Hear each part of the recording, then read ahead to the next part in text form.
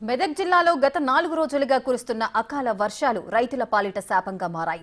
కల్లాల కింద వర్షపు నీరు చేరి వరి ధాన్యం మొలకెత్తుతోంది. కొనుగోలు కేంద్రాలకు ధాన్యం తెచ్చి నెల రోజులవుతున్నా కొనడం లేదని రైతులు ఆవేదన వ్యక్తం చేస్తున్నారు. అధికారుల నిర్లక్ష్యం వల్ల చేతికొచ్చిన పంట నేలపాలవుతుందంటూ ఆగ్రహం వ్యక్తం చేస్తున్నారు. వెంటనే ధాన్యం కొనుగోలు చేయాలని డిమాండ్ చేస్తున్నారు.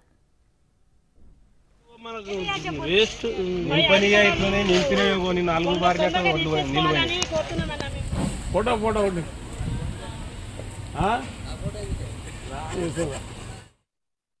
తొందరగా కాంట పెట్టించి రవాణా లారీలు తీసుకొచ్చి తొందరగా చర్య తీసుకోవాలని అధికారులకు విజ్ఞప్తి చేస్తున్నాం ఆదర్శ రైతుగా. ఎందుకంటే రైతులు ఎక్కడ ఇబ్బంది పడుతున్నారు, మొలకలు వస్తున్నాయి, నానా బాధపడుతున్నారు. కాబట్టి లారీలు కనీసం ఇంతకుముందు ఒకసారి అప్పుడు లారీ మీద రోడ్డు మీద చౌరస్తా ఆపి ఎట్లా పోలీసులతో ఆపి తీసుకొచ్చారో అలాగే అధికారులు స్పందించి ఆ లారీలను ట్రాన్స్పోర్ట్ చేసి తొందరగా అధికారులకు విజ్ఞప్తి చేస్తున్నాను. తొందరగా ఏంటంటే వారం రోజుల కొద్ది బతిమిలాడుతూనే ఉన్నామన్న మేము. వరి నింపండి అన్న అంటే నింపుతామమ్మా చెప్తూనే ఉంటారు, కానీ నింపుడు లేదు, చేసుడు లేదు. వాళ్ళది ఎండుతుంది, ఇక్కడ నుంచి అటు నుంచి ఇటు మరి ఇట్లా మేమే తింపేసుకుంటూ ఉండాలి, కానీ వాళ్ళ నింపుడు మీదనే లేదు. అసలు ఇట్లా వర్షం వస్తుండదు, కింద నుంచి పోతూనే ఉంది, మేము తీస్తూనే ఉన్నాం, పోతూనే ఉన్నాం, మొలకలు వెళ్తూనే ఉన్నాయి.